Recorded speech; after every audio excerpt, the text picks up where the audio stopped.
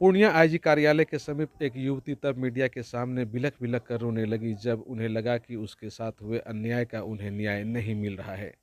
न्याय मिलने में हो रही काफ़ी देरी और जांच पड़ताल में लापरवाही से पीड़ित युवती काफ़ी मर्माहत थी और उम्मीद के साथ पूर्णिया आईजी को आवेदन देने पहुंची थी।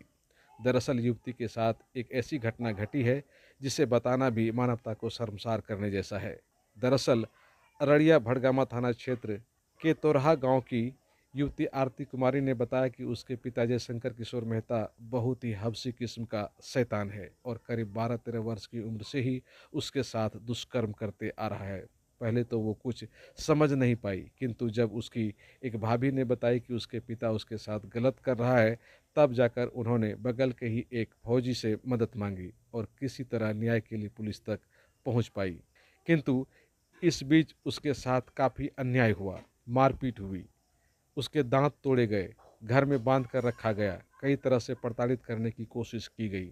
पिता ने उसे कई बार प्रेग्नेंट किया, फिर जबरन अबॉर्शन भी किया गया। उसकी मां सब जानती है, किंतु डर के मारे वो भी साथ नहीं दे रही है। युवती आरती कुमारी अपना दर्द बयां करते हुए बिलख बिलख कर रोने लगी। आप खुद सुन लीजिए किस तरह से आरती कुमारी अपनी दर्द बयां कर रही है। पूछताछ के दरमियान आरती कुमारी के गांव के कुछ पंचों ने भी दूरभाष पर कहा कि आरती कुमारी के साथ बहुत ही गलत हुआ है, उसके पिता ने उसके साथ दुष्कर्म किया है। ये बातें बिल्कुल सही है और पंचायती में सब कुछ बेनकाब हो चुका है, इसलिए पुलिस को सख्त कार्रवाई करनी चाहिए। बहरहाल काफ़ी दबाव के बाद पुलिस ने पोक्सो एक्ट के तहत मुकदमा दर्ज कर लिया है, किंतु अभी तक जय किशोर मेहता पर कोई सख्त कार्रवाई नहीं हुई है और आरती कुमारी को न्याय दिलाने के लिए पूरा समाज आज उसके साथ है, क्योंकि समाज चाहता है कि ऐसी घटना की समाज में पुनरावृत्ति न हो। दूरभाष पर आरती कुमारी के पिता ने इस तरह की बातों से साफ इनकार किया और कहा कि उसकी बेटी एक लड़का के दबाव में ऐसा बोल रहा है, जबकि पूरा समाज आरती के पिता के खिलाफ है। समाज के लोगों ने तो यहाँ तक कहा कि जय किशोर मेहता पहले भी जेल जा चुका है और उसका चरित्र बिल्कुल खराब है। मेरे पापा मेरे साथ संबंध बनाते थे। तुम्हारे पापा मेरे साथ संबंध बनाते थे कब से, कितना दिन से? जब हम 12 साल के थे तभी से। पापा मम्मी हम साथ में सोते थे। मम्मी का तबीयत ख़राब हो गया दिमागी हालत से, वो मायके चली गई नानी हम 6 महीने के लिए। लेकिन मेरे पापा और हम दोनों साथ ही सोते थे। पापा हमको मेरे प्राइवेट पार्ट्स को छूते थे, हमको मालूम नहीं रहता था कि पापा मेरे क्या करते हैं। पापा को पूछते पापा हमारे साथ क्या कर रहे हैं, पापा हमको हम बोलता था कुछ नहीं प्यार कर रहे हैं। और हमको समझ नहीं आ रहा था हम पापा मेरे साथ क्या कर रहे हैं। उसके बाद तो 12 साल से तुम्हारे साथ पापा गलत करते रहे? हाँ, तो मम्मी सबको किसी को नहीं बताई तुम? मम्मी नानी गाँव चली गई। तो उसके बाद मम्मी आई तो मम्मी को भी मम्मी देख ली थी पापा को।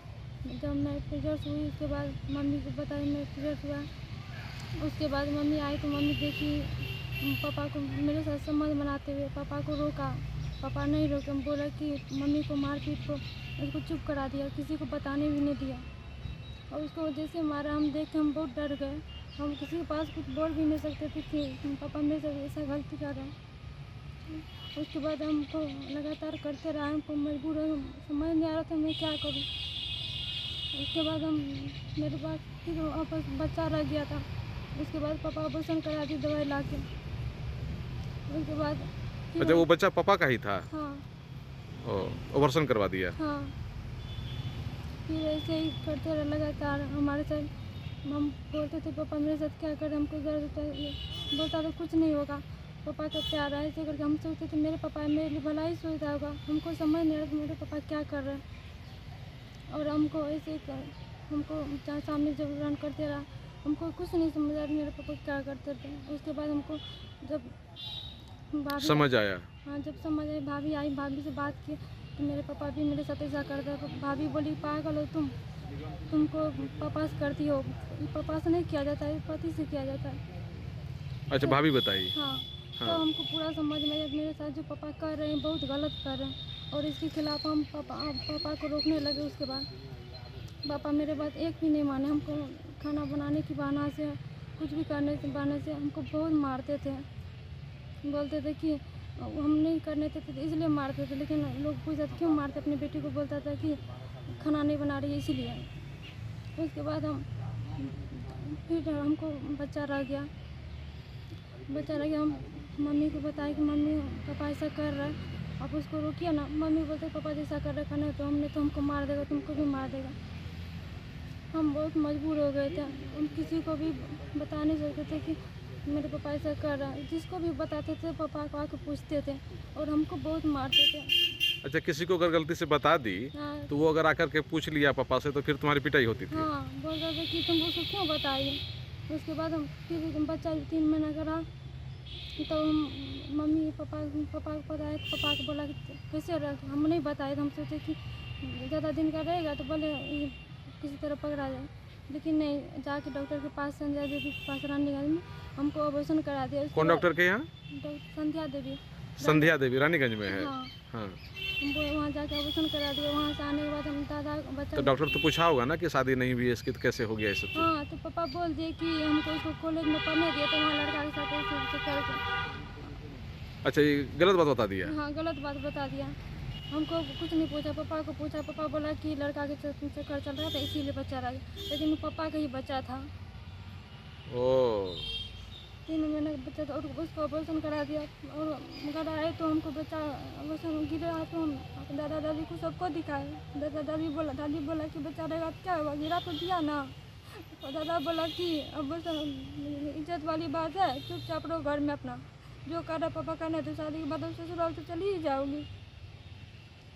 हम कुछ नहीं बोल रहे थे, हम कुछ नहीं समझ आ रहा था मैं क्या करूँ।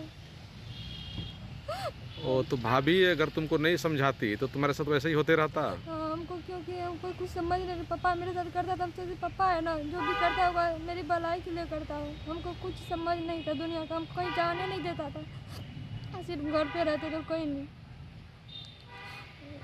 तो फिर कैसे बाहर निकली? हम उसके बाद हमको दिमाग लगाने लगे घर से कैसे निकलना है। हम मम्मी को, पापा को, दादी दादा भैया को सबको बताई, मेरा कोई नहीं मदद करने लगा। हम मजबूर हो घर में हमको समझ नहीं आ रहा था मैं क्या करूं।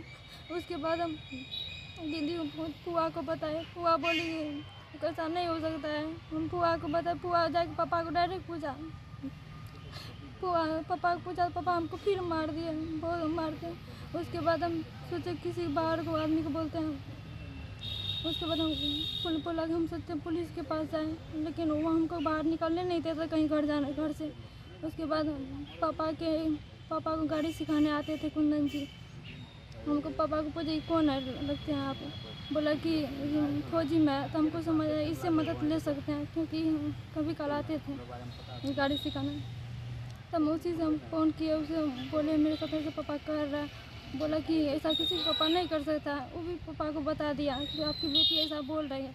और पापा हमको फिर मार दिया, बोला कि तुम फौजी को बोल दी क्यों।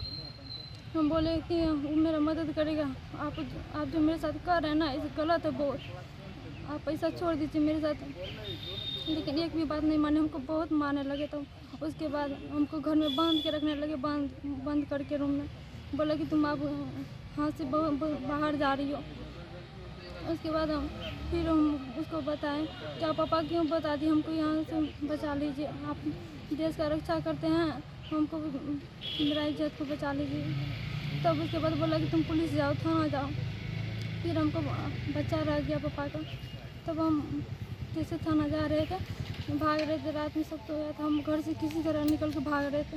लेकिन गड्ढा होने की वजह से मेरा पैर फंस गया, हम गिर गए और पापा भैया आके हमको पकड़ के ले गए। ले जाने के बाद हमको बहुत मारते मेरा दांत भी तोड़ दिया और हमको बहुत ब्लड जाए, मेरा जो कपड़ा पहने थे सब भीग गया। इतना बहुत मारते थे मेरे पापा, और हमको खाना पीना कुछ नहीं देते, घर में बांध के रखते थे, बोलते थे भले मर जाओ। हाँ, बोला कि हम बोले कि हमारे साथ चोट चाहिए मेरे साथ संबंध बनाने के लिए। बोला कि हम बोले मेरा शादी करा दीजिए, नहीं शादी कराता था नहीं कुछ, हमको मेरे साथ गलत करते रहा ऐसे। उसके बाद हम फिर किसी तरह भैया मेरा 29 मार्च को किसी लेडीज लेके भाग गया था, तो पापा उसको ढूंढने के लिए चला गया। हमको इसी मौका का फ़ायदा उठा के हम घर से भाग गए। बोला कि कानून और कुछ नहीं करेगा, तुम नाबालिग हो। हम भाग के फिर कुंदन जी को कॉल किया, हमको बचा लीजिए प्लीज़। तो वो हमको अपने बहन के यहाँ बोला कि उसको अपना बहन को बोला कि उसको रिसीव करो, अपने बहन के यहाँ रखवा दिया। हमको समझा के फिर बोला तुम घर जाओ। जैसे घर आ रहे थे हमको थाना पुलिस हमको पकड़ लिया, पापा केस कर दिया था। जैसे हम पुलिस आए, थाना आए तो थाना हम बताए कि मेरे साथ पापा गलत करते थे इसीलिए घर छोड़े। लेकिन पुलिस भी मेरा नहीं सुना, वो भी बोला कि ऐसा बोलोगी ना तुम्हें हमेशा जेल में रह जाओगी। थाना हम बताए कि मेरे साथ पापा गलत करते थे इसीलिए घर छोड़े।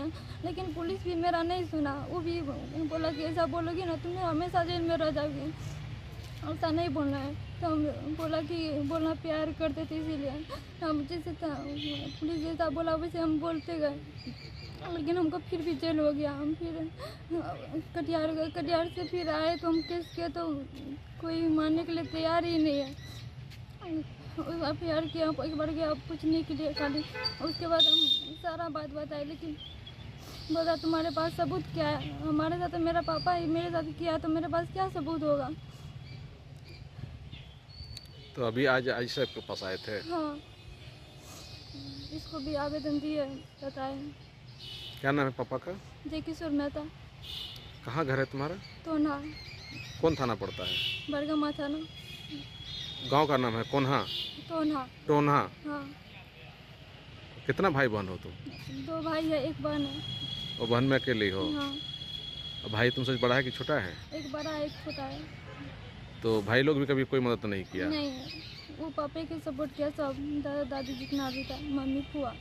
बिहार में एक सिटी है, उसका नाम है पूर्णिया। वहां हमारी एकेडमी चलती है जहां हम लोग बाल काटने का काम सिखाते हैं, ब्यूटी का सिखाते हैं, मेकअप का सिखाते हैं। और किसको कांटेक्ट करेंगे? हमारी फ्रेंड है, हमारी दोस्त है, उनका नाम है काजोल सुमन सिंह। उनका नंबर है 7320034485। सो सिटी पूर्णिया हमारी एकेडमी चलती है। Shri Balaji agency NS31 Gulabbagh Purnia. यहाँ जगुआर कंपनी का लेटेस्ट सभी तरह का सैनिटरी वेयर्स उपलब्ध है, जैसे commode, bathtub, water heater, steam solution, shower enclosure एवं कंप्लीट बाथरूम सॉल्यूशन।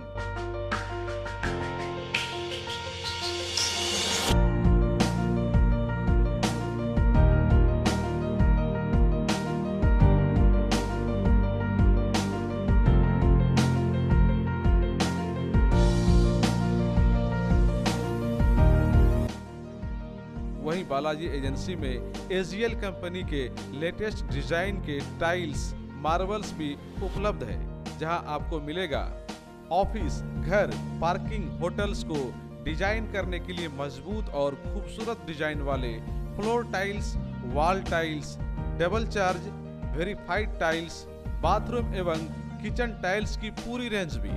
साथ ही यहाँ फाइनोलेक्स कंपनी का पाइप भी उपलब्ध है। खूबसूरती और मजबूती ऐसी कि आप फर्स्ट ही लुक में कर लेंगे पसंद। तो एक बार अवश्य पधारें बालाजी एजेंसी NS31 गुलाबबाग पूर्णिया। हमारा कॉन्टेक्ट नंबर है मोबाइल नंबर 9470867633, मोबाइल नंबर 9631725501।